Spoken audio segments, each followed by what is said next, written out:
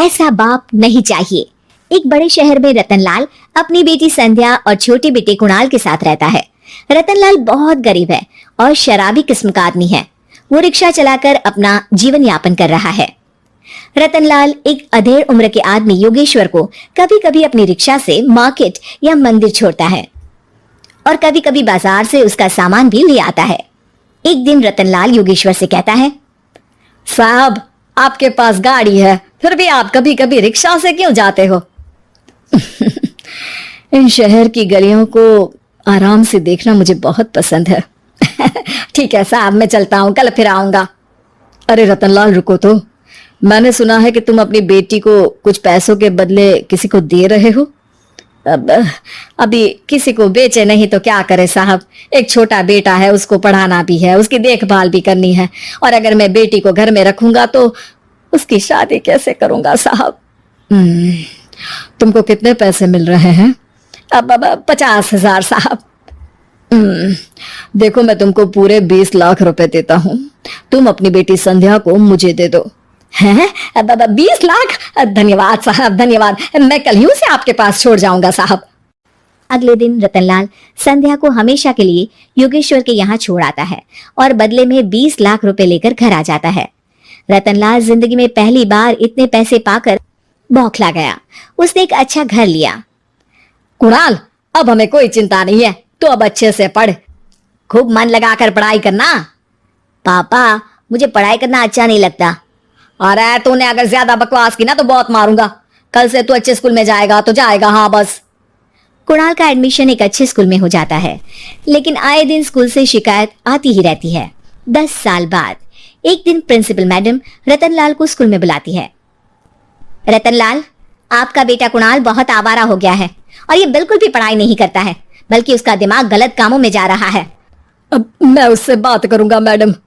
ठीक है, आज ये आखिरी मौका है, अगली बार तो मैं उसे स्कूल से ही बाहर निकाल दूंगी। रतनलाल घर आ जाता है और कुणाल से कहता है, कुणाल बेटा, मैं तुम्हारे ऊपर इतना पैसा लगा रहा हूँ, फिर भी तुम स्कूल में सही से क्यों नहीं पढ़ते हो? आप तो रहने ही दीजिए, मैं सब जानता हूँ कि ये पैसा कहाँ से आया है, और वैसे भी अब ये पैसा मेरा है, मेरा जो भी मन होगा मैं करूंगा। आज के बाद मैं कभी स्कूल नहीं जाने वाला। रतनलाल को अपनी बेटी की याद आती है और वो रोने लगता है। 5 साल बाद कुणाल एक दिन एक लड़की को शादी करके घर ले आता है। पिताजी, ये मेरी पत्नी है स्वीटी। तुमने शादी कर ली? हाँ, शादी कर ली मैंने, दिखाई नहीं दे रहा? और अब से आप फिर से कमाना शुरू कर दो, बहुत बैठ कर खा लिया। कुणाल, तुम इस बुड्ढे को घर में क्यों रख रहे हो? देखो ना, ये शराब पीता है, इसे घर से बाहर निकाल फेंको। अरे स्वीटी, ये मेरे पापा है, कैसे बाहर निकाल दूं? और वैसे भी घर में कोई तो चाहिए ना काम करने वाला, नौकर समझ कर रख लो। इस बुड्ढी को तो घर से बाहर निकाल कर ही रहूंगी मैं कब तक इसके लिए खाना बनाऊंगी। स्वीटी एक दिन घर के बाहर पार्क में अपनी दोस्तों के साथ बैठी होती है। तभी वो रतनलाल को बुलाती है। पिताजी, मेरे कमरे में मैं अपना फोन छोड़ आई हूँ, जरा लाकर तो देना। हाँ जरूर, अभी लेकर आता हूँ। रतनलाल फोन लेकर आ जाता है। कुछ समय बाद स्वीटी के फ्रेंड्स भी चले जाते हैं। स्वीटी अंदर आकर शोर मचाती है, चोर चोर। कहाँ है चोर? मुझे तो यहाँ कुछ नहीं दिख रहा। अरे ये अलमारी खुली पड़ी है, जरूर किसी चोर ने ही खोली होगी। अरे कौन आया था यहाँ? यहाँ तो पिताजी आए थे बस। अरे बहू, मैं चोर नहीं हूँ। मुझे तो आप पर अब बिल्कुल भी विश्वास नहीं है पिताजी, क्योंकि जब आप पैसे के लिए दीदी को बेच सकते हो तो आप चोरी भी तो कर ही सकते हो। अरे लेकिन वो सब तो मैंने तेरे भले के लिए किया था ना। मैं तो कहती हूँ कि हमें इनकी कमरे की तलाशी लेनी चाहिए। तुम बिल्कुल सही कह रही हो, चलो। स्वीटी और कुणाल दोनों रतनलाल के कमरे की तलाशी लेते हैं और उन्हें वहां स्वीटी की ज्वेलरी और पैसे मिल जाते हैं। मैं तो पहले ही जानता था कि चोर आप ही हो, निकल जाओ मेरे घर से और दोबारा अपनी शक्ल मत दिखाना। रतनलाल आंखों में आंसू लिए घर से निकल जाता है। स्वीटी मन ही मन सोचती है, आज तो मेरी प्लानिंग सफल हो गई, जैसा मैं चाहती थी ऐसा ही किया और बड़ी आसानी से उस बुड्ढी को चोरी का इल्जाम लगाकर घर से भगा दिया। रतनलाल की हालत अब ज्यादा खराब हो गई और वो सड़क पर बैठकर भीख मांगकर खाने लगा। एक दिन वहां एक गाड़ी आकर रुकी और सड़क पर बैठे सभी भिखारियों को अपने सेंटर ले गई। एनजीओ की मालिक संध्या एक एक करके सभी को सुविधा मुहैया कराती है। तभी उसकी नजर रतनलाल पर पड़ती है। पिताजी, संध्या तू? पिताजी, आपकी ये हालत कैसे हुई?